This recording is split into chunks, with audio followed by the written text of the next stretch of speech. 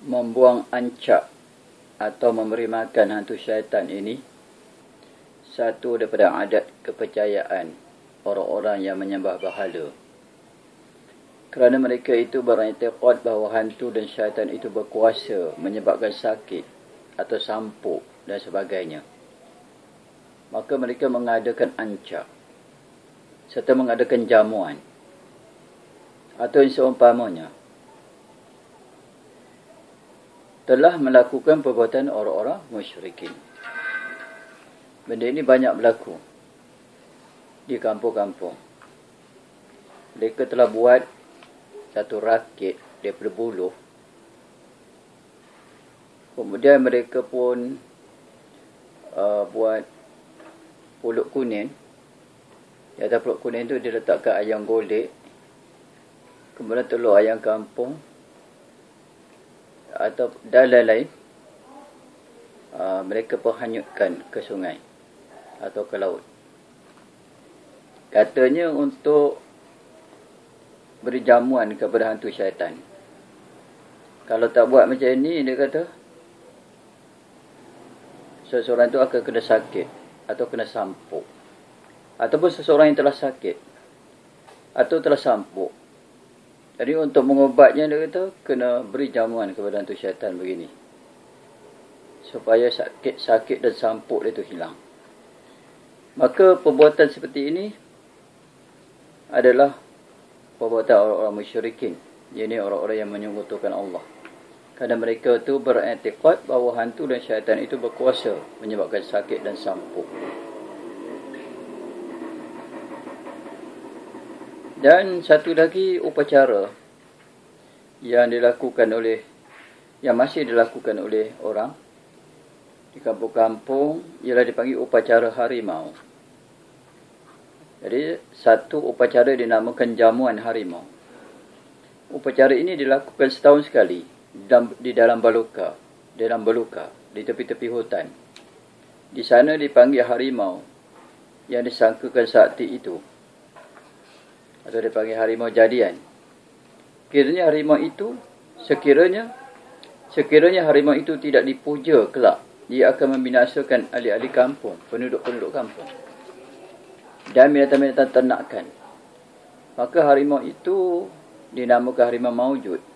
Maka dalam upacara itu disembelihlah seekor kerbau. Hati, jantung, lidah, kepala, mata, telinga kerbau itu untuk makanan harimau maujud itu, atau harimau jadian itu. Maka dagingnya bagi makanan orang yang hadir dalam upacara itu. Dulu orang kalau nak buka rumah, nak buat rumah, ataupun nak buka kebun, nak menanam tanaman, maka mereka buat upacara ini.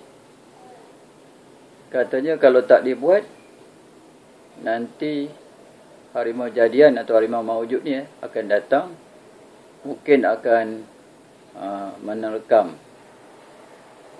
orang yang buat rumah itu, ataupun orang yang bercocok tanam di situ, atau mungkin akan menerkam dan membinasakan binatang-binatang ternakan yang dibela oleh orang itu. Maka untuk menghindari peristiwa itu berlaku, maka mereka pun mengadakan upacara tadi. Mereka sembelih seekor kerbau. Hati, jantung, lidah, kepala, mata, telinga kerbau itu dijamu harimau maujud tadi.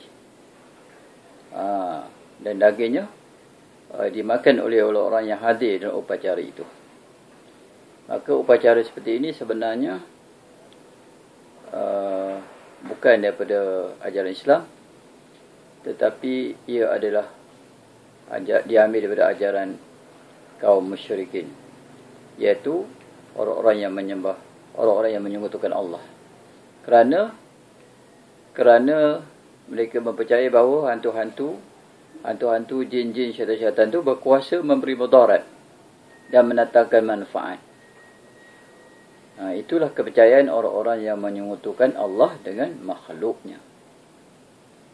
Maka kepercayaan-kepercayaan ini hendaklah dihapuskan kerana ia membawa kepada syirik, iaitu menyekutukan Allah SWT. Yang sebenarnya hantu-hantu, jin-jin, syaitan-syaitan itu tiada berkuasa, tidak berkuasa memberi mudarat, tidak berkuasa memberi mudarat dan mendatangkan manfaat kepada kita. Kalau kita sekiranya diganggu oleh hantu, jin, syaitan itu, maka baca saja ayat kursi.